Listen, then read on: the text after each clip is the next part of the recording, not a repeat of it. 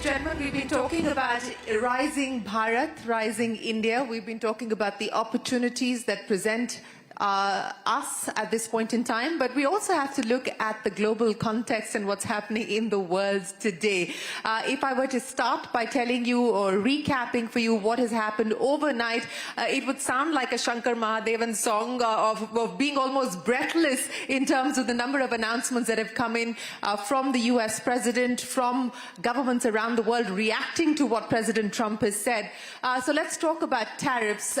Last night's big development is that the US and President Trump are threatening China with an additional 50% of tariffs. China retaliating, saying that they will impose countermeasures as well, but they hope that the US will come to the negotiating table. EU at this point in time has said that they're willing to negotiate with the US and have offered an olive branch, so to speak. Japan is already in conversation with the US, or at least that's what the US president seems to suggest at this point in time. We've had a call between Marco Rubio and our own Minister Jai Shankar saying that things are on track as far as the India bilateral trade agreement is concerned. The global markets are in a state of panic at this point in time, and we've seen wealth erosion across the US markets, across Asian and European markets, and our own markets as well. So in this very, very volatile mix, how does India position itself? What should our response be? And more importantly, from a domestic point of view, what should we prioritize and focus on? Well, I have three gentlemen who have their ear to the ground and their ear to the clients, who are telling them what is going on at this point in time. Rajiv Memani, let me start by asking you, a Trump era that we live in today, where every tweet changes the way that the markets move, changes the way that policies are being pursued at this point in time. How are you looking at it? When you talk to clients today, when you're talking to your partners sitting in the US and in other parts of the world, what is the view? Yeah, no, I think very few people really fully are able to grasp the situation now. I think everyone's living on a pretty much day-to-day basis. But, if you just step back, I think what's clear to everyone is this position of high fiscal deficit, high trade deficit, high debt. And that debt being owned significantly by the country with which you have the largest trade deficit was not something that was sustainable, and I think President Trump called it out quite aggressively and has been calling it out. In fact, there was an article that was written by Warren Buffett in 2003, which actually captured this very well. So this has been going on for a while, but I think he's the person. And he's literally the only one who's kept his shirt on, Warren Buffett, while the markets melt. So but no one really called it out the way President Trump has. So one thing is clear, I mean, if you look at all this, that he's very determined that manufacturing has to return to US. So I think if you have to pull out anything, I don't think anything is going to stop him from that. Whether he has to apply pressure on countries, on companies, create the incentive environment for that, I think that's very, very clear. He's also very focused on targeting countries with whom US has a massive trade surplus or trade deficit, and they have a trade surplus, and where he believes that there are issues of the rules are not equitable on both sides. So he's going, as a matter of priority, I think he's going after those countries. So if you peel this further, what this is creating, Shireen, is it's creating a lot of uncertainty. Yeah. People are unwilling to take investment calls, unwilling to take business decisions. Supply chains are likely to change in a significant way. So everyone is now, and because of that, if I talk to our clients, especially in the US, they're already calling out that the EPS will not be what they thought it will be, and they're finding it difficult to project forward. CapEx is probably going to be higher. So that's getting reflected in what the stock markets, especially in the US, are showing. So that's one, I would say, that's coming out very clearly. Second is almost all countries in the world will now look at trying to say, how can I do more? Value chains have to be redefined with countries with whom we have a level of mutual interest. Right. It cannot be absolutely one-sided. So the benefit that China got for a period of last 15, 20 years, I think that is difficult to sustain. And I think that means that a lot of supply chains and everything else will be changing. And if you pull this forward and you come back to say what it means for a country like India, and if you add that this uncertainty that AI will create, whether it's in 3 years, 5 years, 10 years from now, when I say uncertainty, much higher productivity, but in terms of jobs, then India has no choice but to look at manufacturing in a very significant way. And if you're looking at manufacturing, if you look at historically countries that have had outlandish growth, sustainably, it's on the basis of exports, whether it's Germany, Korea, China, Japan earlier. That story may not work in that way. So that means your emphasis on domestic value added, has to become much, much more stronger. How do you create more domestic value add? How do you build relationships of mutuality where you have mutual interest with those? I think so that you can leverage on the export side of it. And how do you create a business environment which is conducive to all these three things? So whether it's in terms of cost curves, whether it's in terms of ease of doing business, whatever it is. So if you want, I can dive into details of all three. I'll get you to dive into the details in just a second. But that's what we are heading from. That is what we're heading for. But Karan, I want to pick up on a couple of the things that Rajiv has laid on the table to set the context for this conversation.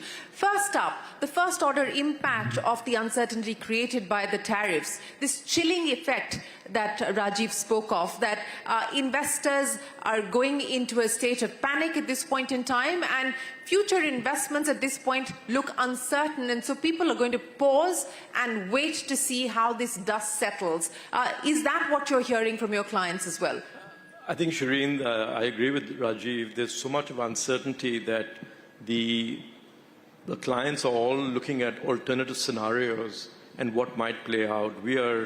We'll see multiple, this is a dynamic world, given what you talked about, what the first order reaction is, what different countries are going to respond to, what's going to happen with the macro environment with stagflation, and then the implications on what happens to interest rates, etc. So there's a lot of variables that need to be worked out. So scenarios is the right way to think about. And people will look at it's great news for consultants. Isn't that what you do? Paint out scenarios. And I think there are opportunities here. I wouldn't say this is all a doom and gloom. I think the opportunity for India, given we're looking at differential tariffs, and if it does play out, and it's great that India has taken Section 4C rather than 4B, and we are negotiating with the US. Yes. And if we end up in a good place in those negotiations, this can be a big plus for us. If I also go back to what Prime Minister Modi and Trump talked about, which is the 500 billion export opportunity, I think therein lies potentially a massive opportunity for manufacturing. And Rajiv is exactly right. We need to push up manufacturing to 25% plus because we need that for jobs. And so I think there are sectors where I think India is very strong, very credible. And I think there is a get and a give. The get is in sectors that we're looking for where the US can send us technology. Whether it's defense, whether it's AI, whether you're talking about nuclear energy, I think could be a huge plus for the country. So I think, but having said that, I think there is a few key imperatives we have to make sure we are following through on.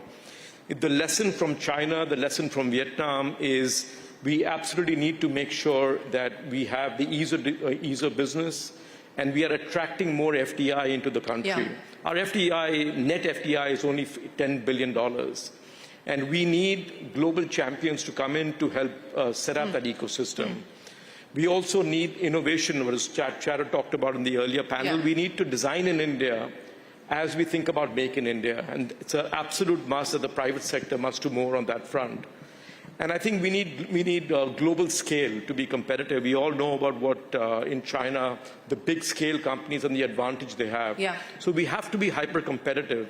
So I think while there may be an opportunity for India here, and I really hope it does work out given how the negotiations will play out, I think there is an imperative for us to, to also take away for the longer term for us to position ourselves appropriately. You know, before I get Rahul back into the conversation, let me just get Rajiv and you to comment on what we just heard you say there in terms of the supply chain diversification that is expected. Some of it is already happened post-COVID, but the expectation now, because of the differential that you talked about, Vietnam, China, etc., much higher tariffs in comparison to India. Rajiv, do you believe that that's going to have a beneficial impact on India in the short, near term?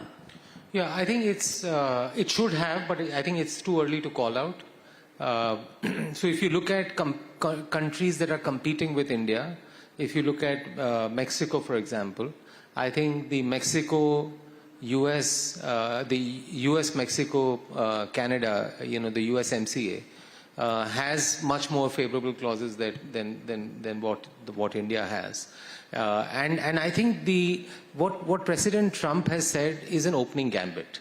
This is not a closing. And by the time countries take a defining moment to say they want to change, it takes time. It takes time for companies in India to create capacity.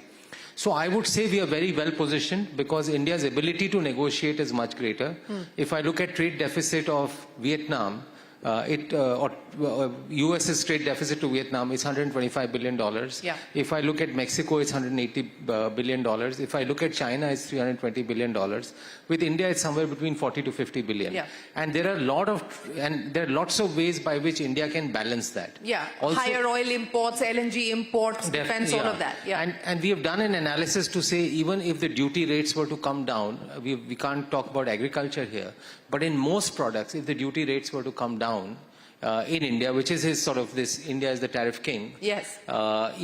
It is, I think, and if the markets open up and supply chains get redefined, it will be a far more beneficial thing for India. So you're saying industry is okay and on board with a tariff cut, a significant tariff reduction by India? Most parts of the industry are very open. I won't say all, but I'm saying in aggregation, India will be beneficiary of that.